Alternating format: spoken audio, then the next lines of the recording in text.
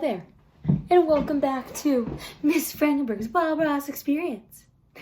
Today, we are going to go on a field trip. A field trip, a field trip, a field trip. That's why this episode is called Bob Ross Goes on a Field Trip. It's going to be a good one.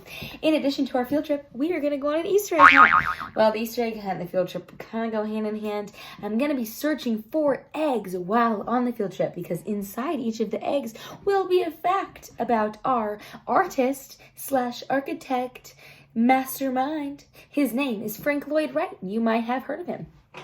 We are very blessed here in Wichita, Kansas because we have not one but two of his amazing works of art that are his buildings, his designs, his houses, his amazing structures that he created.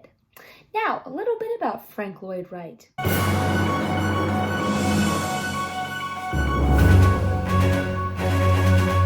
Now, Frank Lloyd Wright is an abundantly creative master of American architecture. His prairie style was very influential in the Prairie School, which was very trendy. A lot of architects really focused on those trends, and we know about those trends because we have a lot of trends right now. And Frank Lloyd Wright alone made approximately 50 of these homes in roughly 10 years. It's a lot of homes in 10 years. Now, his design aesthetic was also very focused on the environment around. He was very influenced by creating this very uninterrupted space between the outdoors, the space itself. So a lot of times these windows, it was very, he used a lot of windows, a lot of focus on the way that the building was laid out in order to really incorporate the nature around it.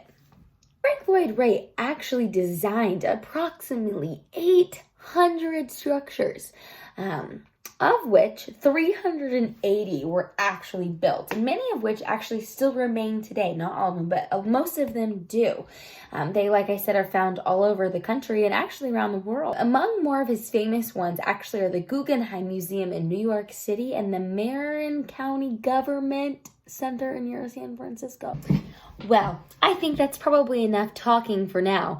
I think it's time that we go on our adventure. So why don't you follow me and let's make our 2 stops to see the Frank Lloyd Wright properties here in Wichita, Kansas. Let's go! Well, kids, we are here at Corbin Education Center on the campus of Wichita State University, and this right here is a building designed and built by Frank Lloyd Wright. Let's start our Easter egg hunt, but first, safety first. Let's go!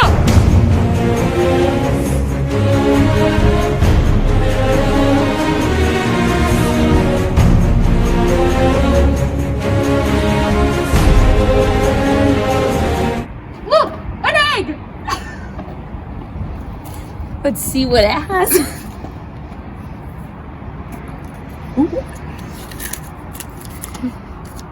The Corbin Education Center was named in honor of former Wichita State University President Harry F. Corbin Jr. and was dedicated in 1964. Another egg!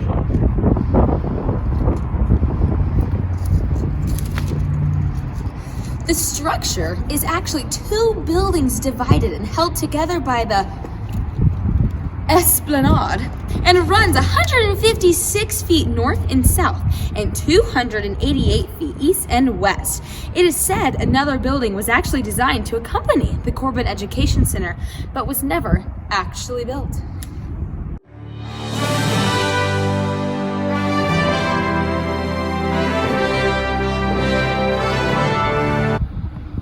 Another egg! The building was one of Wright's last completed projects. He finished the design in 1958 and passed away a year later in 1959. I think I see one over there.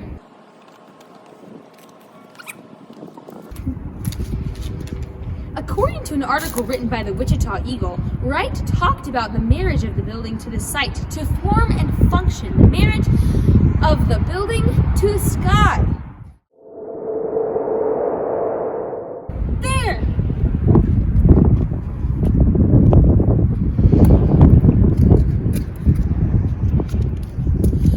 Another Wichita State actually influenced by Frank Lloyd Wright. The two architects who designed and built the structure, John Hickman and Roy Varenhorst, were interns under Wright. All right, kids, I think it's time we head to our next stop. I have my mask in my pocket, my Clorox wipes ready. Let's go. We are here in College Hill, Wichita, Kansas, and as you can see, we are in front of our next stop. This is the Allen House, also designed by Frank Lloyd Wright. I think it's time to go find those eggs and learn just a little bit more about this house. Let's go! The first egg. Let's see what it says. There's a bug on me.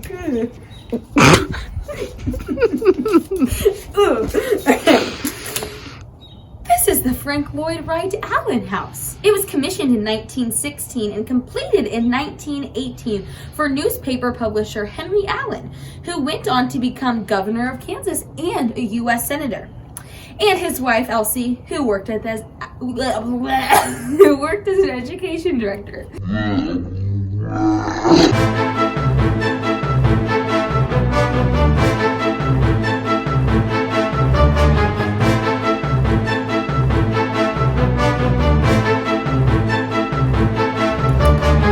The typical Wright-designed residence from this period displayed a wide, low roof over continuous window bands that turned corners, defying the conventional box-like structure of most houses. And the house's main rooms flowed together in an uninterrupted space. As you can see, with his Allen House here in Wichita.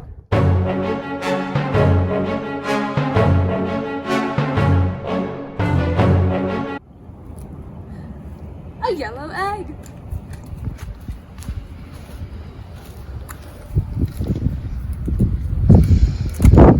According to the Allen House website, the house exemplifies Frank Lloyd Wright's philosophy of living in harmony with nature.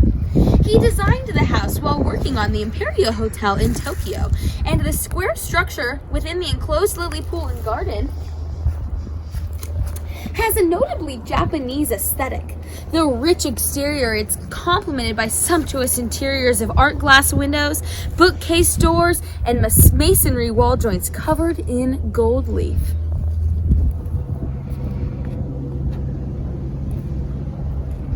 Another egg.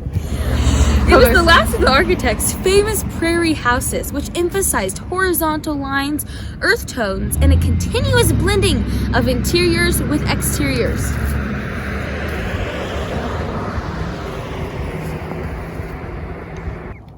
In case you too want to come visit Frank Lloyd Wright's Allen House here in Wichita, Kansas, come on down to the historic neighborhood of College Hill, 2nd Street, and Roosevelt, and here you will find this majestic beauty sitting on the corner. Well, kids, that's all I have for this episode of Miss Frangenberg's Bob Ross Experience. Bob Ross goes on a field trip. Until next week, stay hydrated. I don't know why. Okay, well, it's always good to stay hydrated, but I meant to say stay healthy.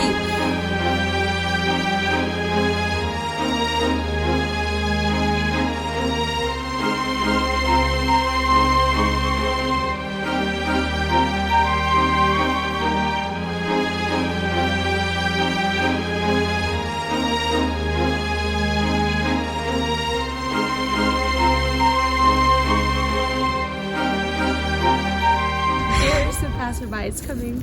Stay 6 feet apart. Nice. Thanks.